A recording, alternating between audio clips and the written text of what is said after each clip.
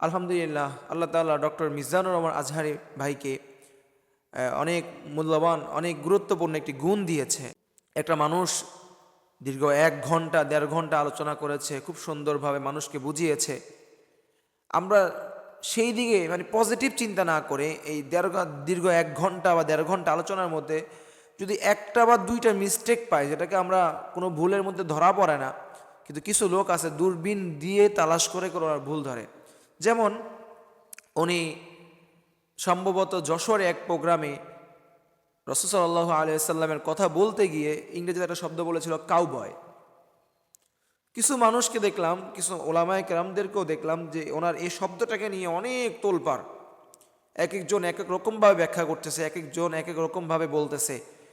কিন্তু আমরা যে ওনার দীর্ঘ 1 ঘন্টা 1.5 ঘন্টা এত সুন্দরভাবে যুবকদেরকে বুঝিয়েছে, মানুষদেরকে কোরআনের দিকে আকর্ষণ এনেছে, মানুষকে কোরআনমুখী করেছে, আমরা ওই দিক চিন্তা না করে ওই দীর্ঘ 1 ঘন্টা 1.5 ঘন্টার ভিতরে কোন শব্দটা ভুল বলছে ওইটার পিছনে সমালোচনা করতে আমরা লেগে পড়লাম। তাহলে যদি আমরা ওনার মতো একজন রত্নকে আমরা না চিনি, ওনাকে যদি আমরা মূল্যায়ন না করতে পারি, হ্যাঁ, তাহলে এই জাতি কাকে মূল্যায়ন করে বলুন? আসসালামু আলাইকুম রহমতুল্লাহি ওয়া বারাকাতুহু। আল্লামা দেলাওয়ার হোসেন সাইদি আল্লামা দেলাওয়ার হোসেন সাইদি রহমতুল্লাহি আলাই, উনি যখন এদেশে সর্বপ্রথম তাফসিরুল কোরআন মাহফিল, অর্থাৎ বাংলাদেশের আপামর জনতাকে কোরআনমুখী বানিয়েছেন বা কোরআন পিপাসু বানিয়েছেন আল্লামা দেলাওয়ার হোসেন সাইদি রহিমাহুল্লাহ। ওনার তাফসির, ওনার আলোচনা মানুষের অন্তরে এত প্রভাব ফেলেছিল যে তৎকালীন সময় 144 ধারা জারি করার পরও ওনার ওয়াজ শোনা থেকে মানুষকে বিরত রাখা যায়। 144 ধারা দেওয়ার পরও মানুষ ওনার তাফসির শোনার জন্য পঙ্গপালের মতো এসেছিল। আল্লামা দেলাওয়ার হোসেন সাইদি, ওনাকে জালিম সরকার দীর্ঘ অনেক বছর কারাগারে বন্দী করে রেখেছিল।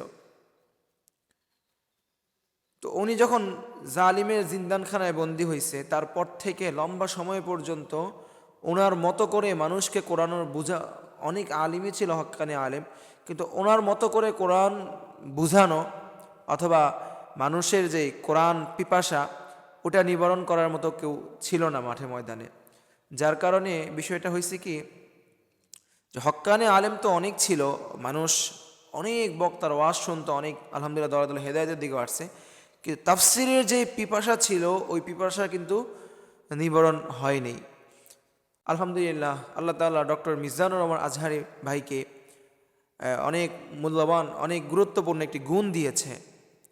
উনি সাবলীল ভাষায়, ওনার ভিতরে আল্লামা সাইদি রহমতুল্লাহি আলাইয়ের প্রতিচ্ছবি বেশি খুঁজে পেয়েছে মানুষ। ওনার আলোচনাতে, ওনার তাফসিরে মানুষের যে দীর্ঘদিনের একটা পিপাসা ছিল ওই পিপাসা নিবারণ হওয়া শুরু হয়েছে। যার কারণে কি হয়েছে, আল্লামা সাইদি রহমতুল্লাহি আলাইয়ের তাফসির মাহফিলে যেরকম মানুষের ঢল নেমেছিল, আল্লামা ডক্টর মিজানুর রহমান আজহারি হাফিজাহুল্লাহর তাফসির মাহফিলগুলোতেও সেই একই রকম মানুষের ঢল দেখা যাচ্ছে। তো এত বিশাল মানুষের কোরআন প্রেমী এত মানুষকে দেখে কিছু মানুষ বিরূপ মন্তব্য করা শুরু করেছে বা কিছু মানুষ জ্বলেছে ওনার জনপ্রিয়তা দেখে।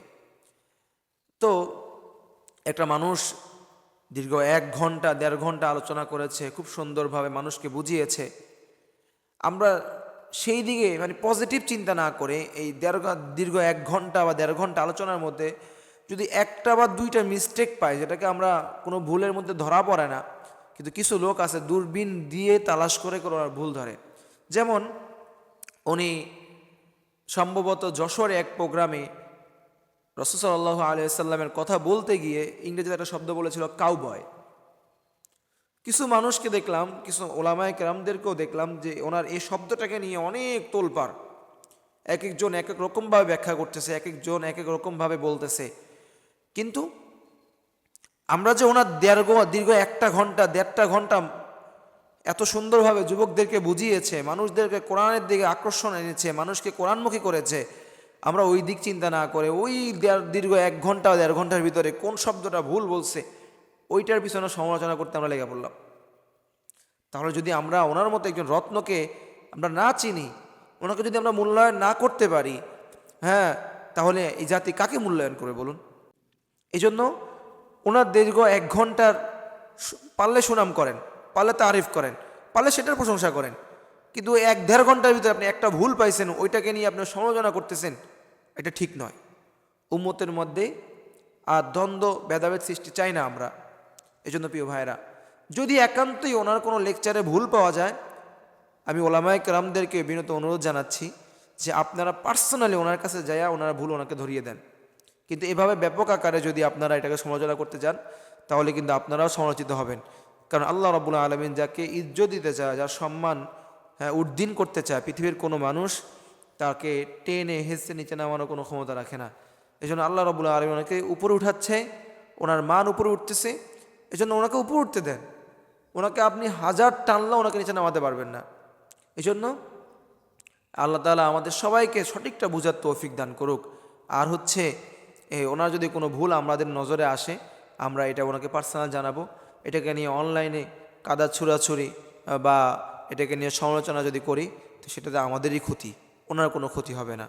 যেটা আপনারা দেখেছেন বিগত বছরগুলাতে, যে এইভাবে বেদাতিরা ওনাকে নিয়ে অনেক সমালোচনা করছিল, কটূক্তি করছিল, যার প্রেক্ষিতে কী হয়েছে, আল্লাহ তাআলা ওনার মাকাম বাড়ায় দিছে। এই জন্য আমরা কাদা ছোড়াছুড়ি না করি, অনলাইনে আমরা এভাবে এই ভুল নিয়ে বা এটা বলছে কেন, ওটা বলছে কেন, আসলে শানে বেয়াদবি হয়েছে, এরকম আমরা অনলাইনে মানে প্রকাশ্যে এগুলা না বলি, এগুলা না বলে বেড়াই। একান্ত যদি আপনার কাছে কোনো বিষয় খারাপ মনে হয় বা এটা এভাবে না বললে ওইভাবে বললে ভালো হয়, সেটা আপনি হুজুরের সাথে যেভাবে সাক্ষাতের প্রয়োজন ওইভাবে সাক্ষাৎ করে ওনাকে জানিয়ে দেবেন ব্যক্তিগতভাবে, যে এইটা এইভাবে না বললে মনে হয় যে ভালো হয়। আল্লাহ তাআলা আমাদেরকে সবাইকে ঐক্যবদ্ধ হয়ে একামতের দ্বীনের কাজ করার তৌফিক দান করুক।